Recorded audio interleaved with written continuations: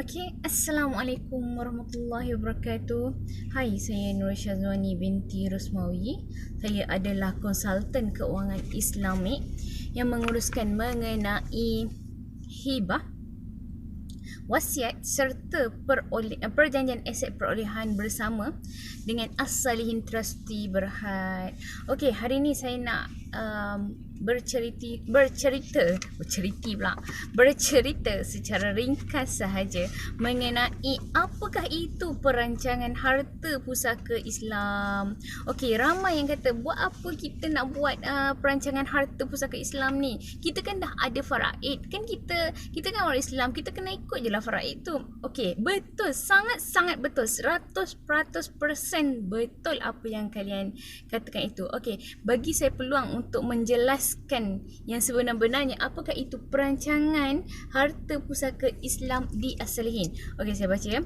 Pengurusan harta pusaka secara teratur dan sah mengikut undang-undang dan hukum syarak yang dilakukan sebelum kita meninggal dunia. Okey, dalam surah Anbiya ayat 35, tiap-tiap yang bernyawa pasti akan mati.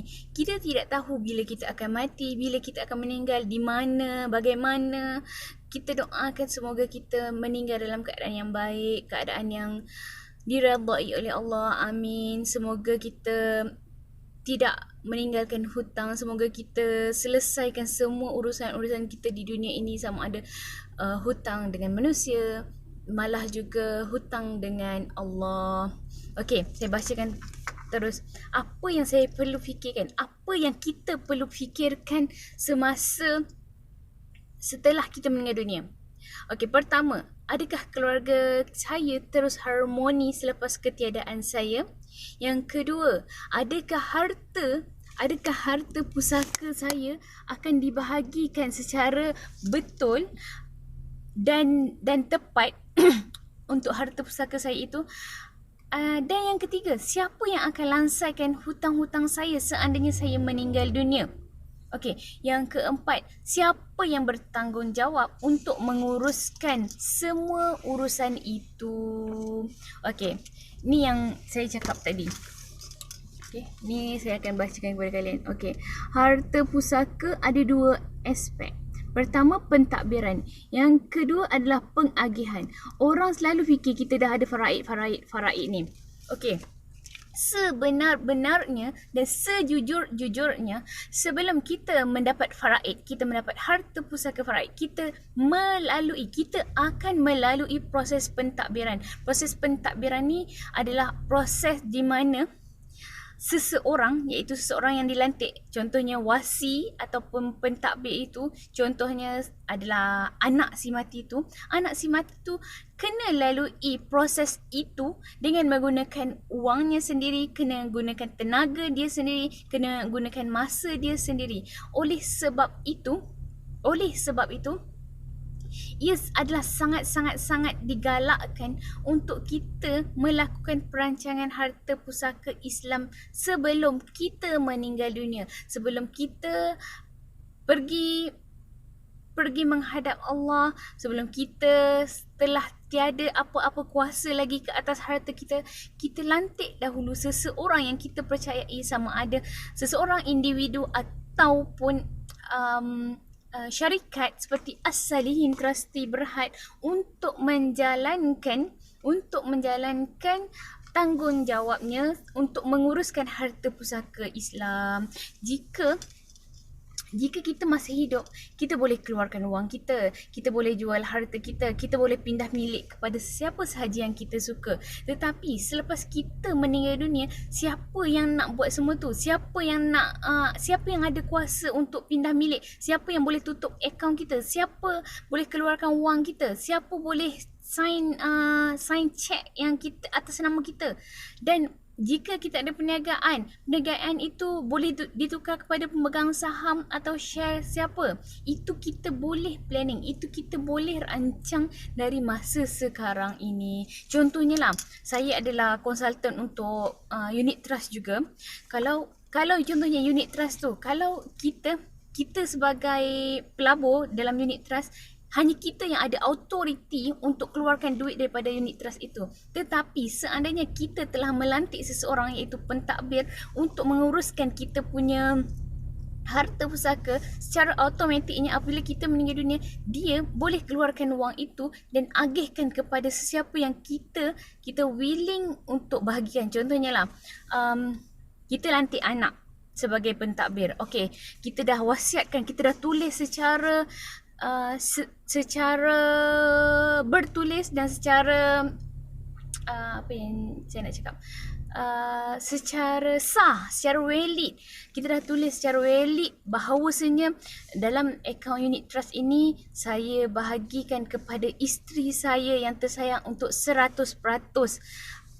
Untuk simpanan unit trust ini memang khas untuk dia, untuk bersara, untuk dia punya life, untuk dia punya kehidupan. Jadinya sesiapa adalah waris-waris yang lain diharap memberi kebenaran, melepaskan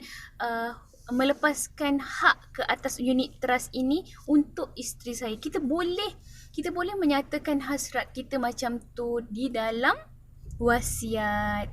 Okey, itu adalah wasiat. Jika di As-Salihin Trustee Berhad ni kita ada pelbagai instrumen yang kita boleh jalankan. Contohnya yang saya sebut tadi, wasiat. Wasiat adalah kunci. Wasiat adalah ibu untuk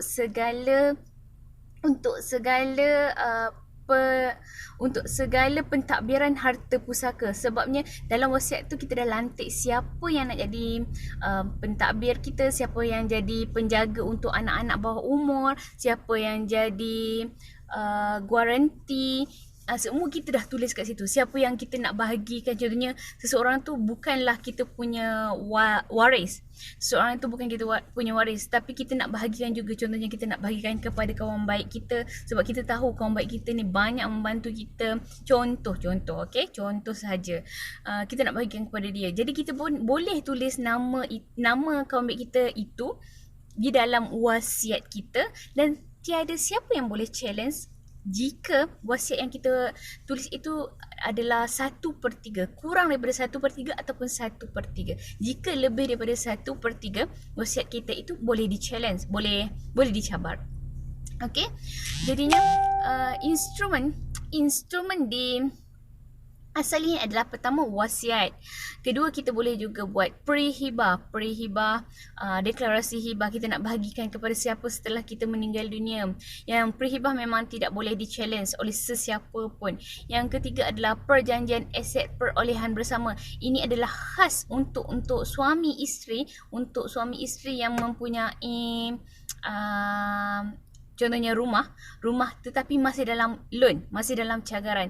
Okey, ini instrumen untuk suami isteri boleh guna perjanjian aset perolehan bersama. Apa yang saya tadi? Yang pertama wasiat, yang kedua adalah prehibah, yang ketiga adalah PAPB, yang keempat adalah amanah. Amanah ni jika kita mempunyai anak bawah umur ataupun kita mempunyai anak OKU, kita nak bahagikan satu instrumen, iaitu satu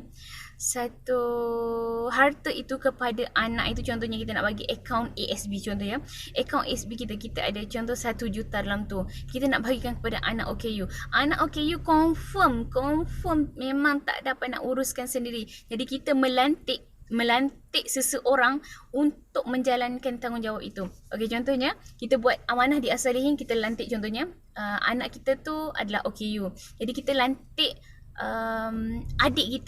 adik kita sebagai pemegang amanah untuk bahagikan setiap bulan kepada anak kita yang OKU itu. Itu adalah contoh semata-mata, ia tidak ada kait mengait dengan yang hidup ataupun mati. Okey, itu adalah antara instrumen di As-Salihin Trustee Berhad. Okey, satu lagi instrumen adalah Priti. Priti ni sama juga dengan amanah tadi. Contohnya Priti ni adalah untuk orang yang ada takaful.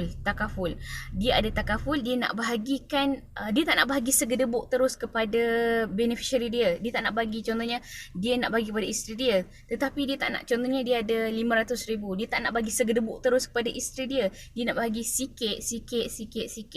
Itu juga boleh dilakukan di As-Salihin Trustee Berhad.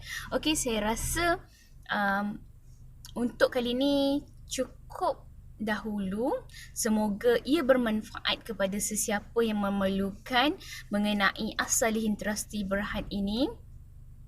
Dan jika ada persoalan boleh kontak saya 011-2555-1269. Saya Nurul Syazwani binti Rosmawi adalah konsultan keuangan Islami anda. Assalamualaikum warahmatullahi wabarakatuh.